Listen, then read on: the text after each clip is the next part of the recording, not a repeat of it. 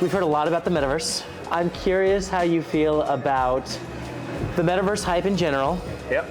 How soon we are, how far away we are, and also how does it all play into the future of work? Oh, that's a big topic. So we are hearing a lot about the Metaverse. I think what we need to take care of, especially at this stage in time, is to have a clear filter on what is hype, what are visions and dreams, and what are use cases that really deliver value nowadays. So Josh, I think we've had already some conversations where we see presentations about big dreams being sold, great animations, which give users the perception that there are already a lot of products and a lot of tangible deliveries very close to us, where we probably need to take a second look and just clarify or just double check whether this is really the case.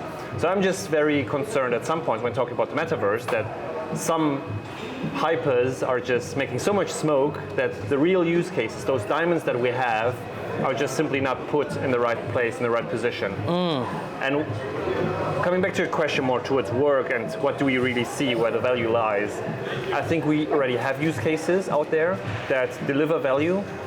And I think it is important that we outline those, that we really put those in the right position.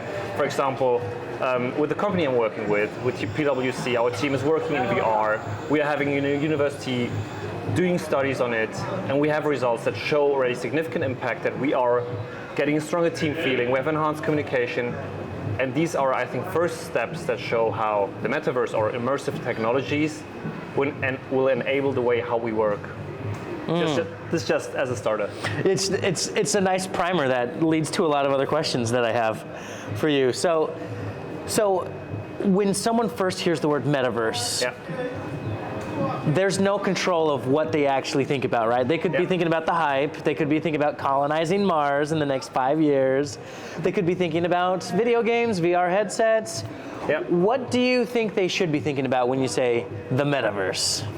Well, first of all, just as with the internet, I think it would help if we just use the Metaverse more like a term for 3D-enabled spaces that are live, continuous, and entered by an avatar. I wouldn't go too deep to say the Metaverse is a place where we have social interactions and we, like the Oasis, where we go in and we play games, we have social contacts, etc. Because that would, again, put a focus on, let's say, the customer market, where we as individuals in our free time, where we spend time in, when we would have this connotation and people think of this, of the Metaverse in this way, we completely forget the 30% of our lifetime which we spend at work. And that is why I would rather have the definition broader and not in this, let's say, Oasis game-like fashion. Because I think we're losing a lot here, because people are, especially with Ready Player One, people are starting to focus probably on wrong use cases, which most likely will not be delivered soon. Or very effectively at all. So it really depends. And particularly when you talk about 30% of our life is spent at work, there are a lot of CEOs in boardrooms who are asking the question, what is this Metaverse thing? And I think a lot of them want to dismiss it as hype, like, please go away, it's going to disrupt everything. I don't want to hear about it. We've got a lot of problems already. We don't want to have to change everything that we're doing. But they also see companies like Deloitte and PwC making huge moves towards the Metaverse. So what do you tell CEOs in that case?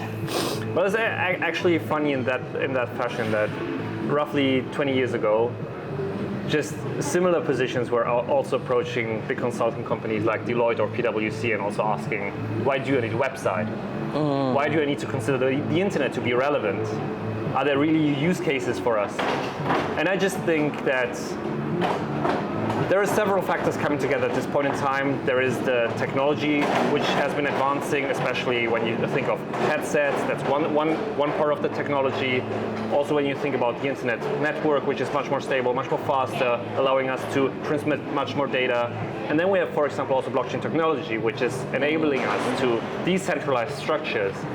And I think every CEO, so there is not the one golden answer, but I would strongly recommend everyone at a C-level or also not on a C-level, to just simply go through the value chain of each company, both internally and externally. So how do you perform your job? Where might immersive technologies or the metaverse have an impact there? And then probably also flip the coin and also look externally. So where do you interact with your client? How does the client perceive you? And then we talk about marketing, we talk about client access, how do you communicate with clients, how do we deliver our services. So there are so many different layers on how the metaverse in the end can affect business operations. Yeah, I mean, we say often the possibilities are endless. And that's not super helpful, but it is actually true, right? There are so many ways that we can slice and dice this, just like the internet.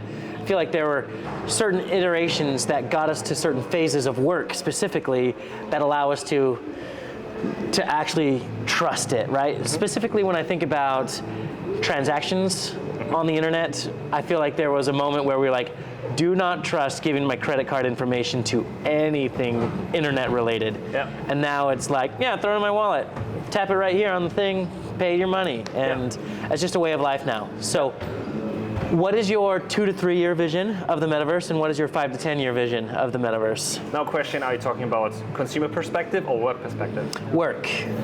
Okay, that's a good one. So we see, especially I think 2023 will be the year where we will see headset adoption in big companies very fast.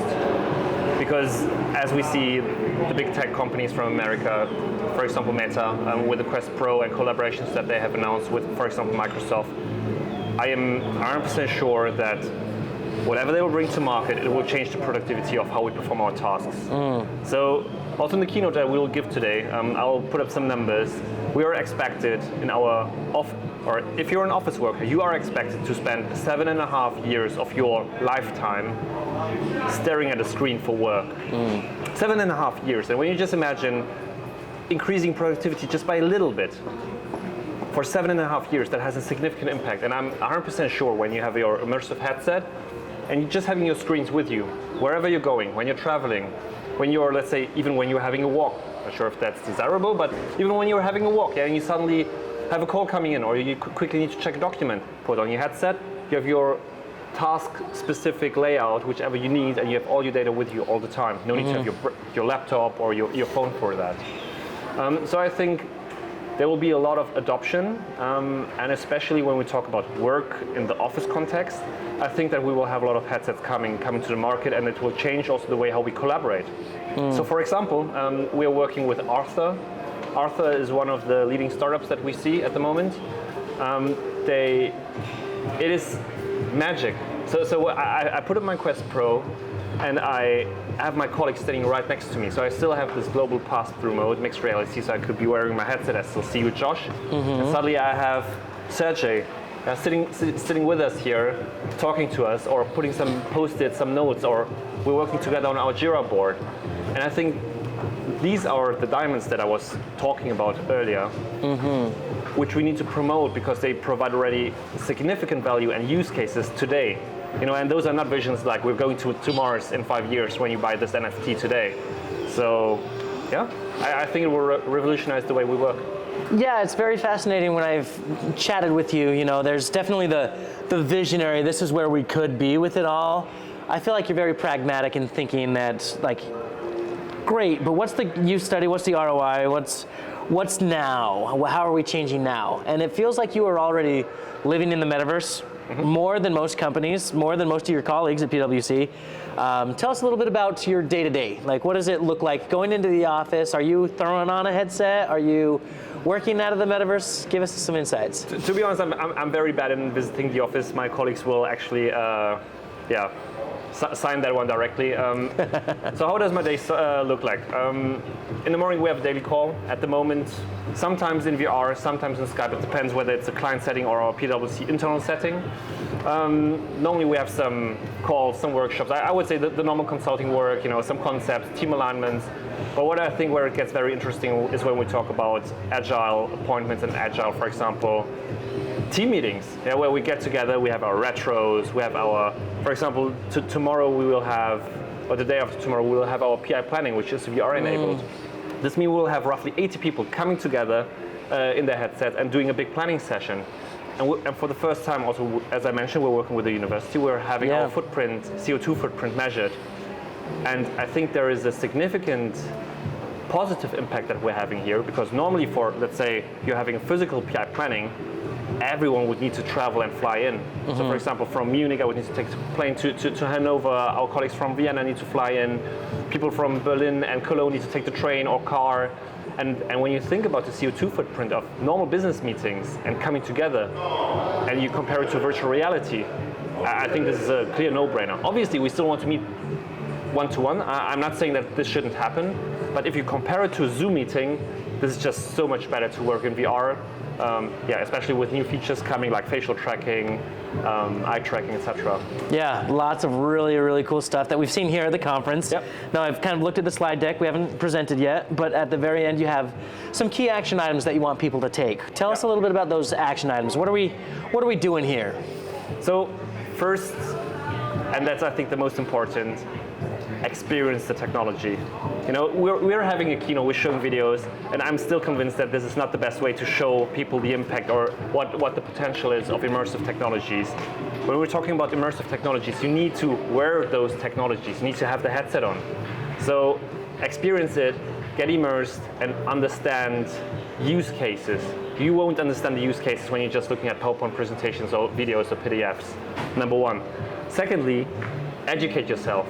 Why do you need to educate yourself? I have the feeling that similar as in 2017 and 2018 with the ICO hype, there is this metaverse hype at this moment, and people are selling dreams again.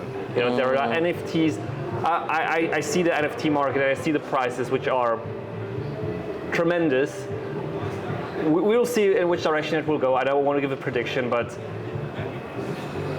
I just want to make sure that whoever is talking about the metaverse or tries to identify value in the metaverse knows what he or she is talking about. And this is only possible if you really educate yourself. So there are online resources available. You know, there are experts. For sure, people can get out and reach out to you or me. It's always better to get a second opinion instead of just following the blind hype because you hope to go to Mars in 5 years. And last but not least, my third recommendation is identify use cases, implement an MVP, so minimum viable product. Just try to get the use case running and measure the outcome. It's important to measure the outcome, compare it before to afterwards, and quantify it if possible, especially when you're talking about the business world, because in the end you need to have some numbers regarding the ROI. And yeah, I think that's my easy way to, or my recommendation to kickstart your metaverse activities. Amazing. We've been here with Philipp Sostmann, PwC Germany. Thank you so much for your insights. We really appreciate it. Thanks, Josh.